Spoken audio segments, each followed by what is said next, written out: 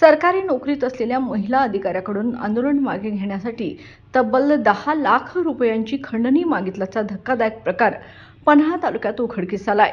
महाराष्ट्र नवनिर्माण सेनेच्या 5 पदाधिकाऱ्यांविरोधात पन्हाळा पोलीस ठाण्यात गुन्हा दाखल करण्यात आलाय. फिर्यादी रूपगंधा संतोष खोत वय 35, व्यवसाय सहाय्यक दुय्यम निबंधक पन्हाळा यांनी दिलेल्या फिर्यादीनुसार आरोपींमध्ये नयन गायकवाड, विशाल मोरे, लखन लादे, संजय पाटील, तुषार चिकुर्डेकर सर्व राहणार पन्हाळा तालुका यांचा समावेश आहे.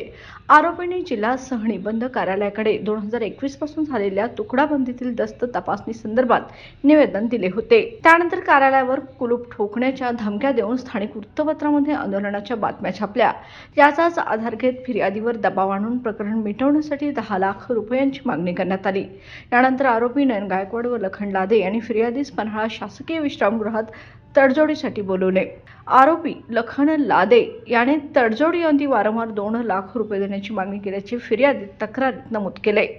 या प्रकरणी पन्हाळा पोलीस ठाण्यात गुन्हा क्रमांक 172/2025 भारतीय न्याय संहिता कलम 308(3) अंतर्गत गुन्हा नोंदवला असून पुढील तपास पोलीस उपनिरीक्षक सुरेश खोत करत आहेत.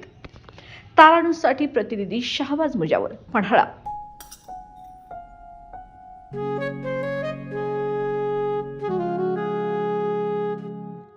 बाबा, आज येताना बासुंदी घेऊन या ना.